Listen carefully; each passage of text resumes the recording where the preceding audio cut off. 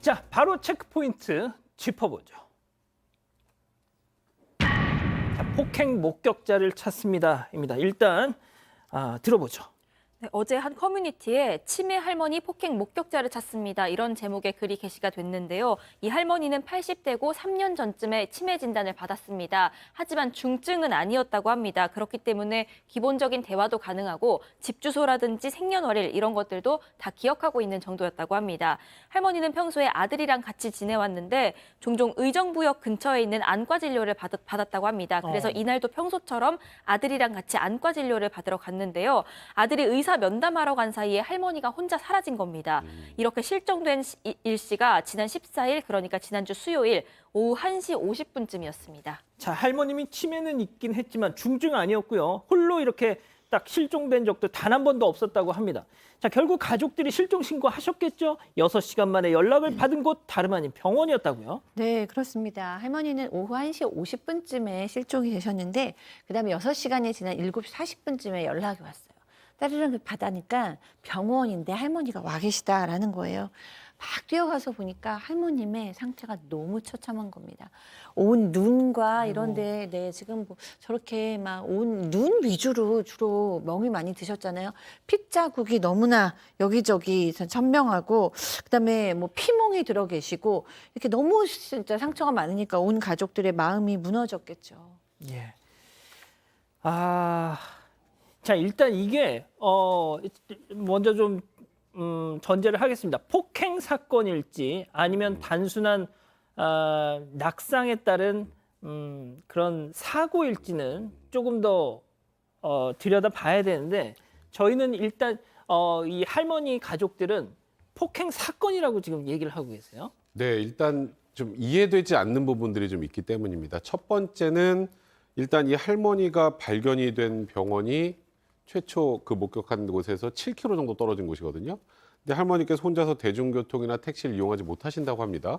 그럼 7km를 할머니의 도보로 걸어갔다고 가정을 하면 대략 2시간을 걸어가야 됩니다. 그러니까 현실적으로 뭐 어떤 특정한 연고가 있거나 아니면 뭐 할머니가 뭐 과거에 어디 가봐서 이곳을 나기도 모르게 본능적으로 갔다거나가 아니라 아무 연고도 없는 지역이었고 현금도 한 푼도 없었다고 합니다. 그럼 7km를 어떻게 이동했는지가 일단 첫 번째 의문점이 될 거고요. 그렇죠.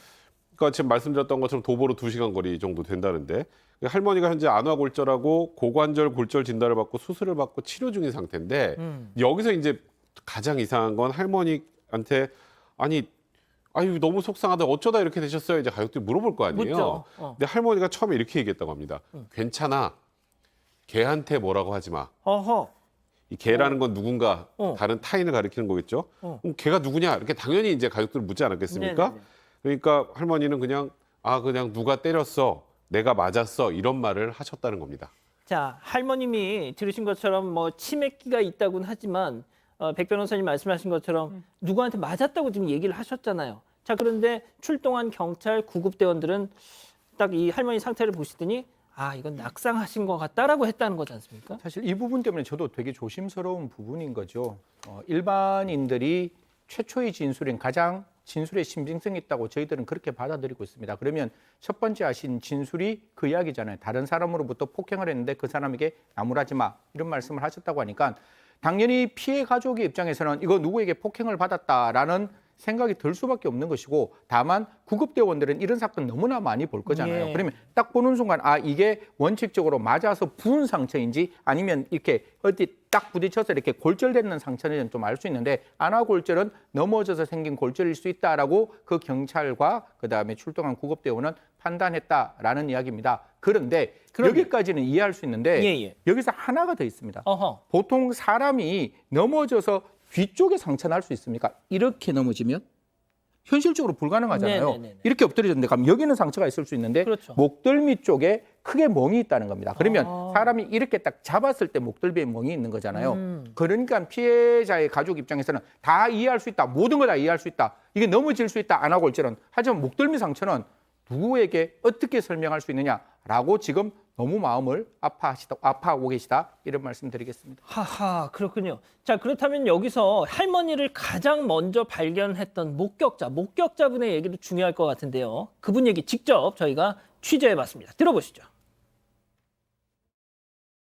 그날 4시 넘어서 비가 왔었어요. 저희 가게 앞에 이렇게 타임에 이제 물이 보였었는데 할머니께서 이제 갑자기 거기에 앉으셔가지고 피가 나시니까 세수를 하시면서 앞으로 넘어질 때 저희가 얼른 가가지고 솔직히 넘어져서 난 상처라고 생각을 안 했어요. 왜냐하면 넘어지시면 이 얼굴에 상처가 기스 같은 것도 이렇게 나시고 이러잖아요. 근데 그런 거는 없으셨어요. 눈이 안 보일 정도로 이마하고 코 있는 부분이 엄청나게 부어 계셔가지고 약간 멍이 들으셨더라고. 그래서 저는 혼자 이제 눈깔이 때리셨나 차에서 내려졌다고 그러길래 저희 사장님도 CCTV를 이제 계속 분류를 보신 거예요. 할머님이 근데 딴뚝거리시고 얼굴은 그렇게 부어가지고 주유소 쪽에서 걸어 내려오고 계시더래요. 자, 지금 우리 가족 여러분들도 낙상 같다, 폭행 같다 지금 의견이 분분하신데, 자, 그런데 저희가 얘기를 들어봤더니 그날 소나기가 내렸다는 거잖아요. 자, 그런데 할머니 한 분이 물 웅덩이 앞에 이렇게 몸을 웅크리고 있었다는 증언도 있던데 이건 뭔 소리죠? 네, 이게 지금 가게 주인과 직원의 얘기인데요. 일단 할머니 발견한 게 4시가 넘은 시각이었습니다. 할머니 한 분이 식당 앞에 웅덩이 앞에 이렇게 몸을 웅크리고 있는 모습을 발견을 했는데 잘 몸도 못 가누는 상태였는데 이렇게 세수를 하려는 듯한 그런 신용을 했다고 합니다. 다가가서 보니까 눈도 보이지 않을 정도로 저렇게 얼굴이 부어 있고 코피까지 나는 상태였다고 하고 그래서 한눈에 보기에 뭔가에 맞은 상처 같아 보였다 이렇게 전하고 있습니다. 특히 이 가게 같은 경우에는 차로 이동해야만 갈 수 있는 위치에 있습니다. 또 중간중간 인도도 끊겨 있는 도로변에 있는 가게이기 때문에 걸어서 누군가가 도착하기는 좀 쉽지 않은 곳입니다. 할머니가 당시에 옷만은 깔끔하게 잘 갖춰 입고 있었기 때문에 혹시 자식들이 치매 있는 할머니를 이렇게 학대하고 버린 게 아닐까 이런 생각까지 할 정도였다고 합니다. 일단 신고하고 가게 CCTV를 돌려봤는데요. 저 멀리서부터 할머니가 절뚝거리면서 걸어오는 모습이 보였고 그때도 이미 얼굴은 부어있는 상태였습니다. 직원들은 구급대원 기다리면서 피를 닦아주고 있었는데 할머니한테 어떻게 오셨냐고 물어봤습니다. 그런데 대화가 이어지기는 하지만 처음에는 차에서 누가 내려줬다고 하시더니 나중에는 버스에 탔다, 걸어왔다 이렇게 좀 일관된 진술이 있지는 않은 상태입니다. 제가 승희 의원님께 마지막 여쭐게요. 자, 일단 백 변호사님, 네. 낙상이냐 폭행이냐? 자, 경찰은 수사를 하고 있죠. 일단은 지금 이 할머니가 처음으로 사라졌던 그 병원부터 이 이동 동선까지 CCTV를 다 따야겠죠. 맞아요. 네, 그걸 다 확인을 해서 할머니 이동 동선을 이제 파악을 하고 실제로 지금 저희가 의심하는 것처럼 누군가 제3의 인물로부터 폭행이나 이런 가혹행위를 당했는지 여부를 확인해야 될 것 같은데 현재까지는 아직 이 할머니가 뭐 폭행을 당하거나 가혹행위를 당하거나 한 것을 목격한 목격자나 뭐 범인이 밝혀진 그런 상황은 아닙니다. 자, 승희 의원님 뭐 정리 좀 짧게 예, 부탁드립니다. 뭐 지금 상황은 진짜 뭐 피해자의 가족분은 정말 마음이 안타까울 거고 사실 저게 사고일 거냐 사건일 거냐 두 가지를 반드시 밝히는 건 국가의 의무인 거예요. 그래서 사고인지 사건인지를 반드시 밝혀서 만약에 사고였다면 할머니가 더 이상 다치지 않도록 가족분들은 잘 할머니를 모셔야 할 것이고 만약에 이게 사건이라면 그렇게 했는 사람 잡아야죠. 잡아서 예. 진짜 필벌할 수 있도록 만들어야 된다라는 말씀드리겠습니다. 그리고 다치고 난 다음에 할머니는 정상인이라도 제대로 진술하지 못할 수 있어요. 그래서 예. 그때 진술이 오락가락했다는 그 이유만으로 그 진술의 신빙성을 좀 못 믿어서는 안 된다. 또 그건 분명히 수사기관이 고려해야 된다라는 말씀드리겠습니다.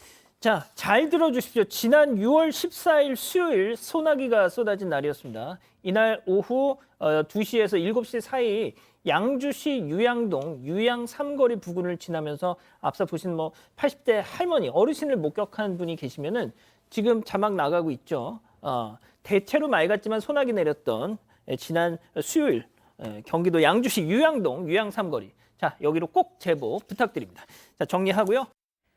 사건의 진실을 추적하고 싶다는 사반 가족분의 사연인데요. 궁금하시다면 사건반장 유튜브 채널을 구독해주세요.